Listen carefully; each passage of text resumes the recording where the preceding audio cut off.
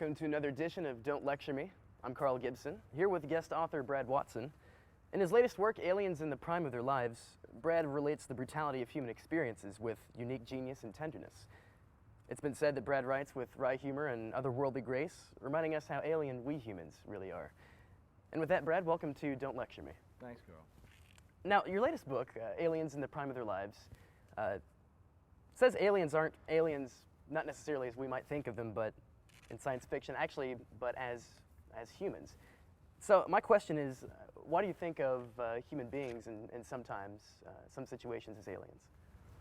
Well, I think when life is at its most realistic, it's also it's most alien seeming to me. I think when things get very, very real, they can seem very, very strange, and it's really easy, I think, to feel alien in your own environment when you are most present in it, because you're so aware of what's going on. And most of the time we walk around, I think, not being so aware, and that's how we get into trouble. Well, I know you had mentioned that there's a twinge of science fiction in here, so the alien term can also be applied that way as well. Mostly in the 11 short stories in there, of course, the alienation is a metaphor. But in the title novella, no. Some people come in who could very possibly be, aliens inhabiting the bodies of various unfortunate victims on the Earth and fooling around with the minds of the young couple in that story. So, I mean, would something like this be an alien concept to you? I mean, does this differ from your other books? Yes, I think it's very different from my second book, The Heaven of Mercury, which had elements of the Southern Gothic novel in it. My first collection of stories, I think, well, just in terms of my writing, I was a little looser. I think I'm writing tighter here in these stories. I feel like there's a greater variety types of stories and approach to writing the story. So I think I'm learning a little bit of something along the way, I know. Well, I wanted you to talk a little bit about, I know this is a collection of stories, and you had mentioned earlier that this was a collection of shorter stories within these short stories. So, I mean, talk about the development of those subplots and how you managed to keep it all coherent with so many different subplots.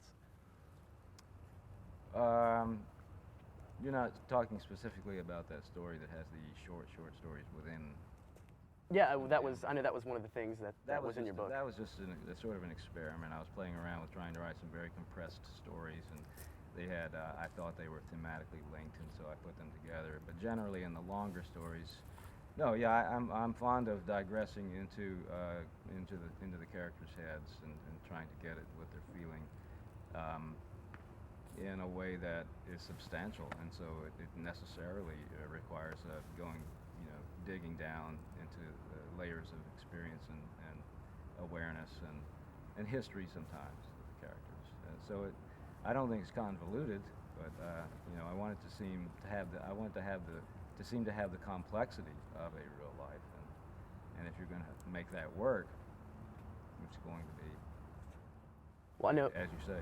I know as a writer, you hear the term truth is stranger than fiction, but this is fiction, but it seems like there's some truth to it. So I wanted you to talk a little bit about some of these stories. Are they based on truth, experiences that may have happened to you or other folks? Usually, in several of the stories, 5 or 6 of the stories, there's sort of a seed, real experience that sparked the story.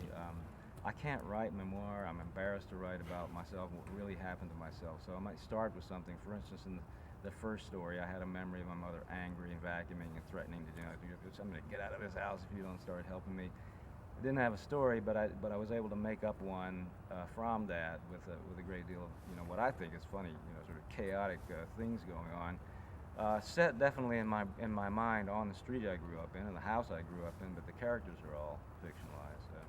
Although I kind of feel and see myself in the middle sun, in that story. And in the title novella, I did run off when I was 17 and elope with my pregnant girlfriend, but I didn't want to write about that and embarrass anybody or myself or tell any secrets. And so bringing in these sort of, quasi-alien type people to sort of start messing with things was my way of getting at the emotional experience of that without telling any tales. At one time, you want to reach out and help these characters, but at the other time, you're kind of reading that and saying, well, I'm glad that's not happening to me. Recoil, sort of sympathy and yet recoiling at the same time. Yeah, sure. You don't want to write about things that are dull, or that are easy to get through, or happiness is probably the hardest thing to write about in the world. And if I'm writing about happiness in a story, I think I have to work my way to it through the same process that character might have made her way to it. So it's never a simple path to that. Just as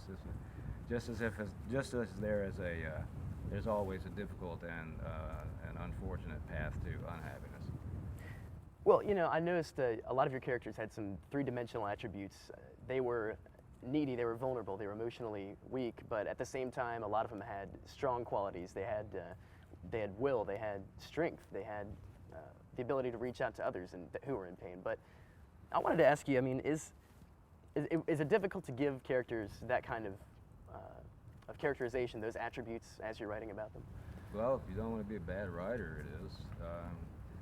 I remember once watching Garrison Keillor interviewing Michael Crichton, and he actually had the temerity to say, no, it wasn't Keillor, it was Charlie Rose, and he said, but yes, you have these great plots, but aren't you interested at all in character? And Michael Crichton was obviously not very pleased with that question. But I think if you're going to write characters who are believable and who are interesting, they're going to be that complex. We all are. I think bad fiction is the kind of fiction that settles for two-dimensional, stereotypical type characters, and that's what you want to try to avoid. That's what you work at getting better at not doing. Well, you talk about improving yourself as a writer constantly. Talk about what you're currently working on, some current projects that you've got going on in your mind, or that you're hashing out on the keyboard. I've begun writing a novel that is set during the desegregation of Mississippi public schools in 1970. I found a narrator that I think may work. It took me a long time to think of a narrator I could use to write about that time, because I didn't want to write it from the point of view of just a lower middle class white kid as I was going through it. So I won't say anything more about that. But it was a chaotic year, the winter of 1970 in the public schools in Meridian, Mississippi, and I've always wanted to write about it. I think it would be the most important subject, I think, to me, that I've written about. So I'm going to try to get a draft out this summer. I worked really hard on it, and I got the summer free for that. I freed it up. So wish me luck. I hope I can get that one done. It's really close to my heart, so I want to write it. Author Brad Watson, thanks for joining us on Don't Lecture Me today, and best of luck on your book, Aliens in the Prime of Our Lives. Thank you, Carl.